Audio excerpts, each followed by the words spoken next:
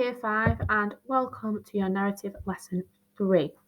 Okay, so what you're going to do today is I've explained that you are going to be writing a story. We've looked at the features of the story and we've looked at deconstructing the stories. Okay, we've looked at deconstructing 2 stories where we can spot some features and we can pick out their similarities and differences. Okay, so now we're going to crack on with looking at your story in particular. All right, but one of the first things I want you to do, because I'm telling you, you are going to be the boy. Okay, so you are going to write in first person.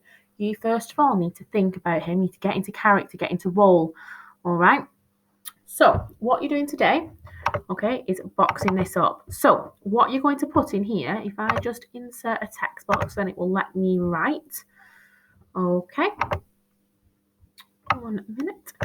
Yep. So if I insert the text box and it's there, I'm first of all going to look at the feelings of the boy. Okay. Now, you are going to be the boy. Okay. He's not got a name, so it's up to you entirely whether you give him a name or not. All right. So his feelings. Now I need to think about the Lorax as a full story, not just about the beginning, the middle, or the end. Okay. We need to look at it as a full story. So what I'm going to do is I'm going to section this off. I'm going to go for opening. Right, so at the opening, okay, I'm going to put he's feeling curious about this new stranger that's arriving today. Okay, I'm going to say that he's content. It's such a beautiful place, it's so peaceful, so quiet. Okay, I'm going to say that he's cheerful, that he's happy. Okay, think of even better vocab than that. If you want to synonym anything, okay, then you can. And then I'm going to go for the middle of the story. Okay, so the middle of the story, things start to change a little bit, don't they? I'm going to be putting there that he's unsure, maybe a little cautious. Okay.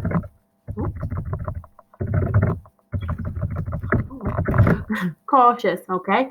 Maybe he's feeling a little bit nervous as to what's to come. Maybe the Lorax has arrived.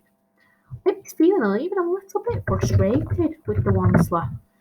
Okay, so then what I'm going to do, all right, I'm going to then look at the ending, okay, because the ending is where this boy is trusted. So he might be feeling slightly powerful, I might be feeling slightly proud. Okay, so what I want you to do is spend some time unpicking those, okay? Having a little look at the feelings. You don't have to section it off like I've done if you don't want to. But for me, if I was going to use this to help write my story, this would really help me because then I think, right, okay, well, I've planned for them to feel curious, content, happy, cheerful at the beginning, okay, and I want to show how that changes. So in the middle, where there's a bit of a problem, I'm going to show how those emotions change, and at the ending, even more so. Okay, so then what I'm going to do is I'm going to do exactly the same thing, insert my text box. You guys won't have to do this if you're handwriting it, okay? But it was the easiest way for me to show you if I just did it whilst I was recording. Okay, so text structures, tools, and sentence types. This is where you might want to put in, okay, if you're going to use a simile. Okay, if you're going to use a metaphor, okay.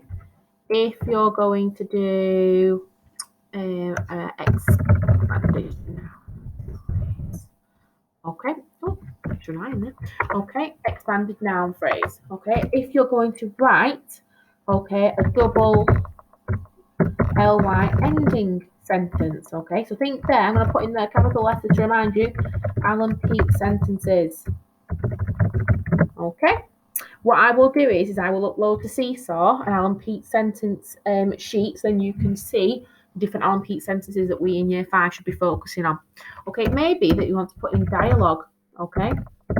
So we know that is speech, okay? It might be that you want to put in alliteration. Think back to that first PowerPoint I showed you, where it had all those features on, okay? Right, and then I'm going to jump down, okay, to movements, verbs, and adverbs. Okay, so once again, to insert my text box, drag that down here.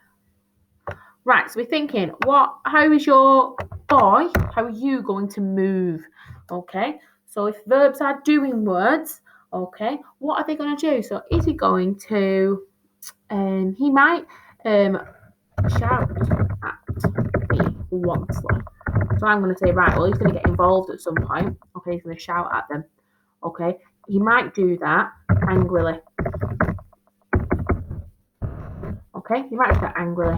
He might, at the beginning, jump around in joy. Okay, because he's so happy that he's there. Okay, he might cradle the truffle seed. Okay, keeping it safe. Okay, so think about all those different things that you might want to put in there. This is just so you can get ideas down and actually get, okay, a feel for what your main character is going to be like. Okay, then what I'm going to do is you're going to look at loads of adjectives.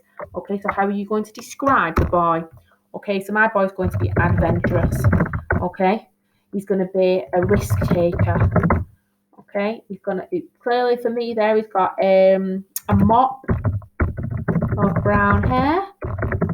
Okay, he's wearing red and orange striped top. Okay, I think of all of those adjectives you can use. If you also want to, you can maybe think about adjectives you're going to use to describe the Onceler.